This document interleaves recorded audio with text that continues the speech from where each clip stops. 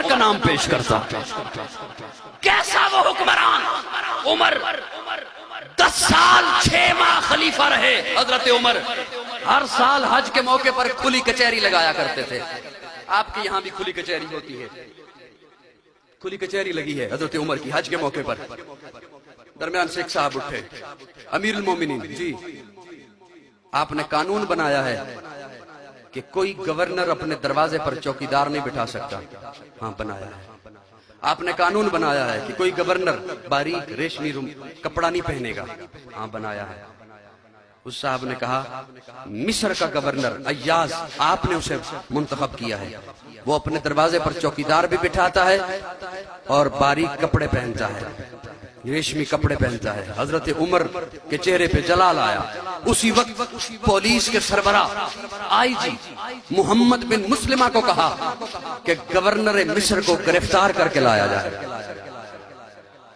میں 2 جھلکیاں صرف عرض کروں گا. گورنر کو وہ محمد بن مسلمہ مصر پہنچے. دیکھا چوکیدار بھی ہے، لباس بھی ایسا ہی ہے. گرفتار کیا ایاز کو. عمر کی عدالت میں پہنچے. عمر کی عدالت لگی ہے. حضرت عمر ایک جملہ بولتے ہیں، کہتے ہیں ایاز تجھے پتا ہے تیرا باپ بکریاں چراتا تھا، تو اپنی اوقات بھول گیا. آج غریب مسلمانوں کے لیے دروازے پہ چوکیدار بٹھاتا ہے تاکہ تجھ سے یہ ڈائریکٹ آ کے نہ مل سکیں. تو اپنی اوقات تجھ میں کبر آ گیا. میں تجھ سے صرف گورنری واپس نہیں لیتا، تجھے بیت المال سے 200 بکریاں دے رہا ہوں. باپ کی طرح پہاڑوں پہ چرا، 6 ماہ تک چرا. جب تیرا پارا نیچے آ جائے، تجھے اپنی اوقات یاد آ جائے، عمر کے پاس واپس آ جانا. عمر تجھے ویسا ہی پائے گا. عمر آج ان سکالروں کو عمر یاد نہیں آ رہا جس نے دنیا بھر کو طرز حکومت سکھایا ہے، جس نے حکومت کرنے کے طریقے سکھائے ہیں، حکومت کیسے کی جاتی ہے. انہیں کیوں وہ عمر یاد نہیں آ رہا؟ وہ آدھی دنیا کا حکمران تھا. مرد جلال مرد ہنر بھیجنا پڑا، اونچے بدن پہ اونچا ہی سر بھیجنا پڑا. سب سے بڑے نبی کی حفاظت کے واسطے فولاد سے بھی سخت بشر بھیجنا پڑا. بڑھنے لگا تھا زور جہالت کی فوج کا، روئے زمین پہ رب کو عمر بھیجنا پڑا.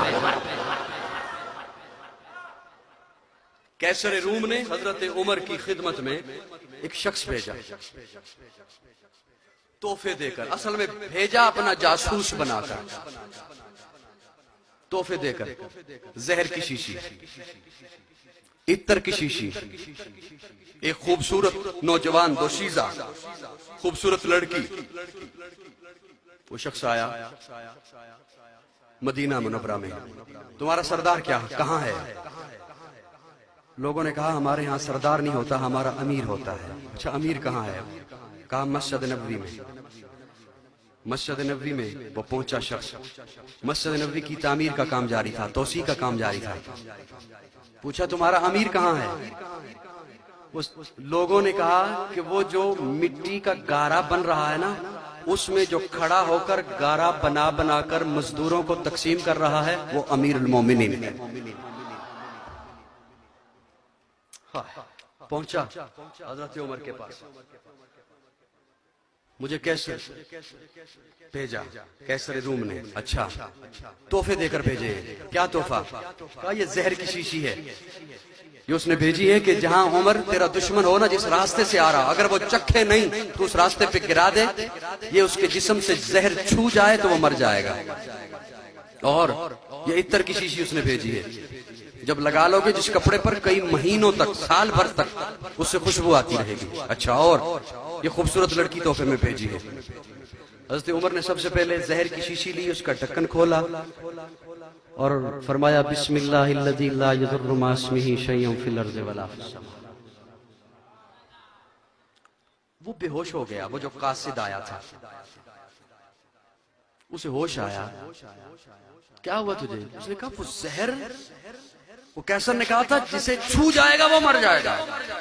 حضرت عمر نے کہا او بتوں کے پجاری ہو، او مٹی کے پجاریوں، او مورتیوں کے پجاریوں، تمہیں یہ بتایا گیا ہے کہ یہ چیز مار دیتی ہے، مجھے میرے پیارے آقا فرما کر گئے ہیں کہ رب نہ مارے تو کوئی چیز نہیں مار سکتی۔ اچھا عطر کی شیشی، عطر کی شیشی لی، اس کا ڈھکن کھولا اور حضرت عمر اس گارے میں کھڑے تھے، اس گارے میں ملا دیا۔